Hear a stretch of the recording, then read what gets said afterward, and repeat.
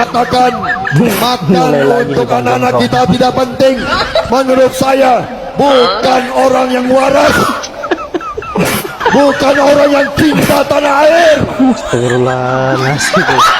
Buang-buang. Saya tidak ragu-ragu, Prabowo Gibran tidak ragu-ragu. Kami akan memberi. Saudara, kesehatan nggak bayar, Lagi tidur kaget. subsidi listrik, subsidi BBM, kemudian sekolah harus kita bikin nggak bayar. Gratis. Kemudian kita akan kasih makan siang. Kemudian saudara-saudara, kita harus berani seperti negara lain. Angkutan di kota-kota besar kalau perlu subsidi 100%. Mah udah banyak. Jadi saya setuju, kita bisa tambah. We have to be more generous Bila diperlukan. beasiswa. Ya, baik. Dan sekolah universitas negeri benar-benar harus kita bikin, kalau bisa semuanya nggak bayar. Wah, luar biasa. Terima kasih Pak Prabowo. Wih, siap-siap ya, karyawan dipotong gajinya 3%. Belum juga nggak nyampe rumah, udah imbat aja. Peraturan baru tuh, ya, untuk tapera katanya. Gua mau nanya, kalau yang udah punya rumah ya nggak, yang udah telanjur kaya, masih dipotong juga itu, ya nggak? Terus yang udah lagi nyicil BTN, ya kan nggak semuanya orang mau. Aduh, bapak ini udah mau lengser, masih aja bikin aturan. Parah weh. Udah sekarang lo kalau kerja lo pakai baju gembel aja berangkat kerja ya, jadi pura-pura lo kagak kerja, oke? Daripada gaji lo dipotong, ya nggak, belum nyampe rumah udah diobok-obok. Live TikTok kena nggak Pak? Hah? Yang live TikTok juga bakalan kena itu. 3% loh yang TikTok itu. Makanya ya, 3%. pokoknya kita udah dah diam-diam baik kalau yang kerja ya. Bang, nanti Jan Etes lulus SMA bisa jadi gubernur nggak ya? Nih, gua kasih tahu nih ya, gua kasih tahu nih. Taruh bentar. Tuh, lihat sikap tenang Jan Etes saat diwawancari di pernikahan Kaisang Erina jadi sorotan.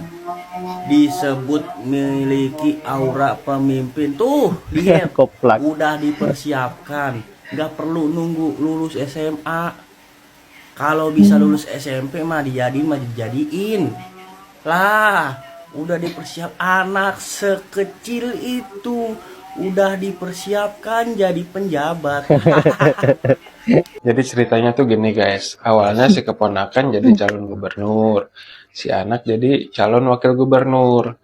Kenapa si anak taruh di wakil? Karena awalnya umurnya belum cukup nih. Cuma kan si bapak nggak tinggal diem dong, masa anak gua nggak bisa maju di pilkada DKI? Nah akhirnya si bapak minta tolong deh sama Mahkamah Ade. Nah Mahkamah Ade ini setuju akhirnya. Ya udahlah nggak apa-apa, belum 30 tahun bisa kok daftar. Nah udah ketok palu, akhirnya si keponakan kan ngeliat nih, oh udah ketok palu nih. Ya udahlah gua mundur aja. Dia bilang tuh, ya udah gua nggak jadi maju di pilgub deh, gua di DPR aja. Nah, si anak seneng dong, loh, berarti kosong nih calon gubernur. Nah, makanya nanti si anaknya jadi calon gubernur tuh. Nah, nanti habis itu menang deh. Jadi pemilu cuma pura-pura aja. Ini kan udah selesai sebenarnya. Jadi ini cerita menurut gua nih. Namanya cerita, bisa benar, bisa enggak, bisa bohong mungkin kan. Cerita begitulah. fakta. Namanya masyarakat Indonesia ini kan nggak peduli yang begini-beginian. Lebih peduli sama konspirasi film horor. Gimana menurut kalian? Ada berita unik di Kompas.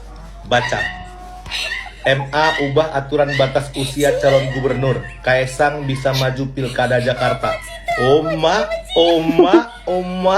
Coba kalian bayangkan. Mahkamah Agung mengabulkan permohonan terkait dengan batas usia minimal pencalonan gubernur dan wakil gubernur. Jadi sebelumnya usia minimal untuk pencalonan gubernur dan wakil gubernur itu 30 tahun, ini diubah sama Mahkamah Agung.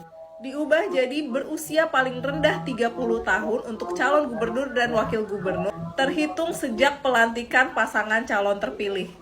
Sebelum ada berita ini kan udah ada poster yang beredar.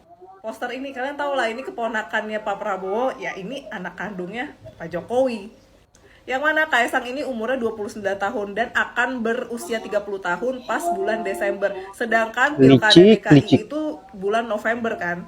Nah, dengan diubah penafsiran pasal tersebut ya, jadi dia bisa masuk. Kalau misalnya dilantiknya kan pasti tahun depan tuh. Ya masih bisa dong kan, tahun depan dia udah 30 tahun. Apakah gue terkejut mengenai putusan itu? Tentu tidak, gue gak kaget sama sekali. Karena ya abangnya pun juga kayak gitu, caranya sama juga kan. Gampang lah, tinggal ubah penafsiran pasalnya aja gitu. Apakah salah? Tentu tidak. Ya buktinya bisa kepilih juga kan. Nanti ya terserah warga DKI aja kan yang mau milih.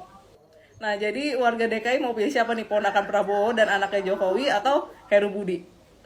Sewaktu Gibran mencalonkan jadi cawapres yang kurang usia, kalian sebut waktunya anak muda berkarya. Sekarang Kaisang mencalonkan jadi wakil gubernur DKI Jakarta yang kurang usia. Kalian sebutkan apa lagi? Waktunya anak muda berkarya. Sedangkan jual martabak aja dia tidak laku. Jadi ketua PSII juga dia nggak gagal. Terus kalian mau sebut apa? Seandainya anaknya Pak Anies kurang usia, apakah kalian terima?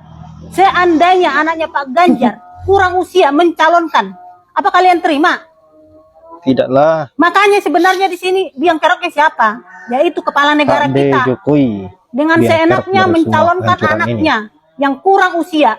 Ini suatu saat akan jadi contoh buat masyarakat. Apakah nanti suatu saat kalau ini dicontoh, apa kalian terima? Apakah kalian terima, guys? Ya tentu tidak. Dan tak habis-habisnya Pak Jokowi, Pak Prabowo dan juga Kaisang maupun Gibran menjadi bahan olok-olokan para netizen.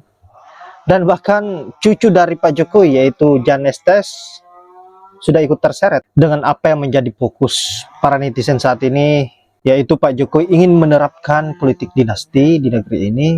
Maka dari itu anak yang tidak tahu apa-apa yang bernama Jan Estes ini dikait-kaitkan karena ulah dari neneknya sendiri, yaitu Pak D. Jokowi. Dan memang betul-betul melakukan dengan menghalalkan segala cara bagaimana agar kekuasaan itu tetap berada di genggamannya, kemudian diekspor ke anak-anaknya, mungkin sampai ke cucu-cucunya, seperti Jan Estes yang disebut oleh netizen tadi. Dan bahkan media pun juga bahwa memberitakan bahwa Jan Estes ini sejak kecil dipersiapkan untuk menjadi seorang pejabat. Saya kira ini sangat hebat. Nah, terkait informasi yang beredar tentang Kaisang ingin maju sebagai wakil gubernur DKI Jakarta, saya kira menjadi sorotan para netizen, menjadi sorotan para rakyat Indonesia. Kenapa? Karena lagi dan lagi sama persis dengan proses yang dilalui oleh abangnya, yaitu Gibran. Saya kira negara kita memang betul-betul hancur. Lebih baik negara ini diganti saja menjadi kerajaan Solo, dan silahkan Pak Jokowi melakukan apa saja yang Bapak inginkan.